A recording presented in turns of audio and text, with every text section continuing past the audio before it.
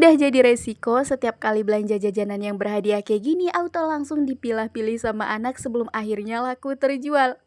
Kadang-kadang juga sampai hancur isi jajannya. Halo guys, assalamualaikum. Balik lagi di rutinitas pagi hari aku. Semoga kalian gak bosen-bosen ya nonton videonya. Oke, ini aku tag video di sekitaran jam setengah 9 pagi. Yang mana sebelumnya tadi tuh di sekitaran jam 8 pagi aku sama Uda Aziz bertiga sama Dede Zara juga itu tuh udah berangkat ke toko untuk beli jajanan. Nah, ini tuh kita cari barang-barang yang ada di warung. Sebenarnya untuk barang-barang yang kosong di dalam warung ini tuh udah banyak banget. Cuman ya karena belum ada budget untuk keluar belanja, jadi kita tuh carinya yang seperlunya aja dan sebutuhnya aja dulu lah ya. Pokoknya kita menyesuaikan budget yang ada di kantong. Karena kebetulan tadi tuh aku cuma bawa uang sekitar 250.000. Ya alhasil cuma bisa bawa pulang jajanan aja. Ya udah nggak apa-apa lah ya. Intinya kita tetap bersyukur aja walaupun di sini tuh kita belum bisa belanja banyak, ya seenggaknya nggak terlalu yang kosong melompong banget lah ya. Oke, singkat ceritanya aja di sini tuh untuk Uda Aziz pilih-pilih jajanan yang berhadiahnya udah kelar karena kebetulan jajan sekolah Uda Aziz setiap hari itu kan emang nggak banyak ya, cuma aku kasih 2.000 aja. Karena kebetulan udah diambil jajanan dari rumah, jadi di sini tuh nggak aku kasih uang cash lagi karena biasanya Uda Aziz itu tuh selalu bawa uang cash karena untuk jajan di sekolahan gitu. Tapi untuk hari ini mumpung masih ada jajanan yang berhadiah, jadi udah diambil kerupuk cinta aja. Nah, karena ini juga waktu udah menunjukkan hampir jam 9,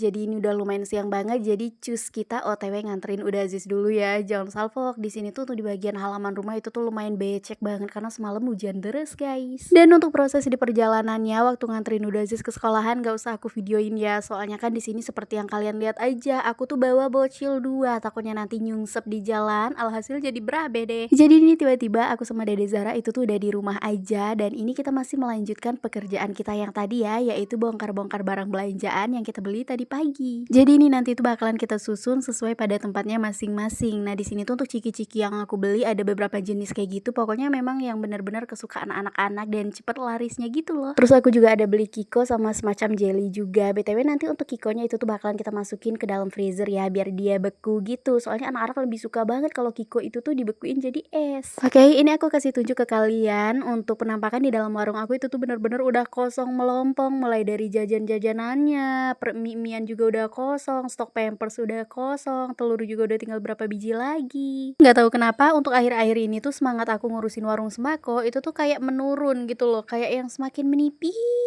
banget setipis tisu. Di sisi lain kalau misalkan mau ini tuh warungnya kita kosongin banget, kayak berasa yang sedihnya luar biasa. Apalagi nih ya kalau inget waktu proses dulunya itu tuh bikin kios ini tuh bener-bener nggak gampang sayang. Soalnya kita tuh butuh waktu yang lumayan lama karena memang untuk ngumpulin dananya itu tuh bener-bener susah banget. Gimana enggak kita yang dulunya dengan pendapatan ataupun pemasukan setiap harinya yang nggak terlalu besar ya, masih bisa dibilang itu tuh masih pas-pasan banget. Tapi aku selalu bersikeras dan bilang ke suami kalau aku tuh pengen punya kesibukan juga di rumah sambil momong anak ya, karena jujur aku tuh ngerasa bosen dan kayak jenuh juga sih karena kan setiap hari selalu ditinggalin suami kerja, berangkat pagi pulang sore. Jadi setiap hari tuh aku benar-benar pure sama anak-anak aja karena kebetulan aku juga kan tim ibu-ibu yang emang benar-benar rumahan. Karena menurut aku daripada main ya mending di rumah tidur uring-uringan.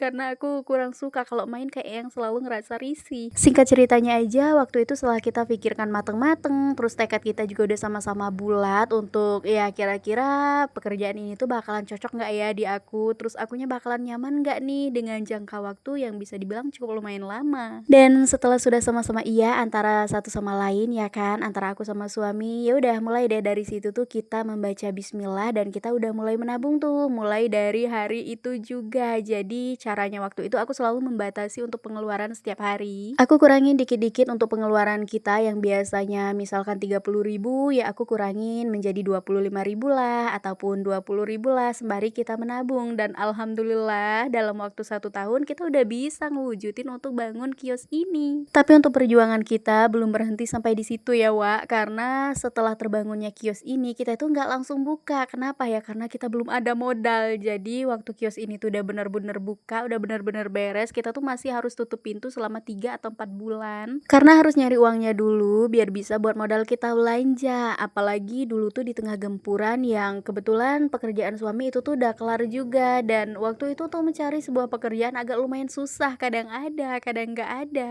Ujung-ujungnya alhamdulillah suami bisa menghasilkan uang sebanyak 2 juta juta dan waktu itu aku benar-benar nekat banget ya untuk buka warung dengan modal awal itu cuma 2 juta rupiah dan kalian tahu aku dapat apa?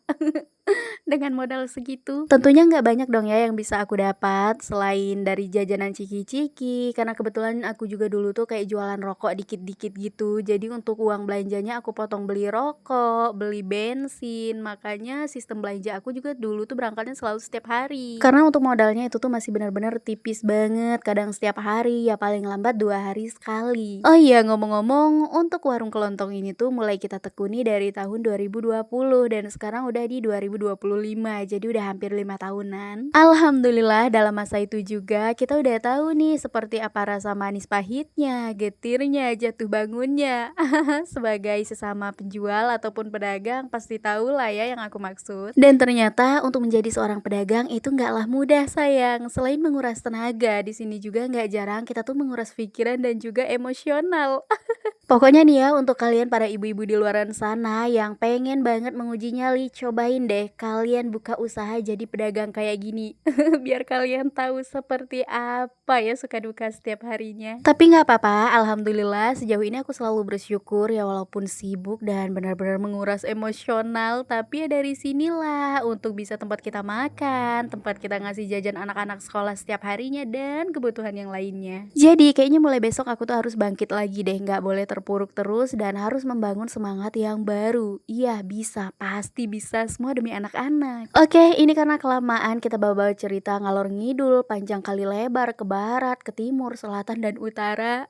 Akhirnya sekarang kita beres-beresnya udah kelar aja nih. Waktunya apa? Waktunya kita manja-manja dulu sama anak dan ngobrol dulu karena kebetulan ada ibu mertua. Dan kalau gitu sampai ketemu lagi di vlog aku berikutnya ya. Bye-bye!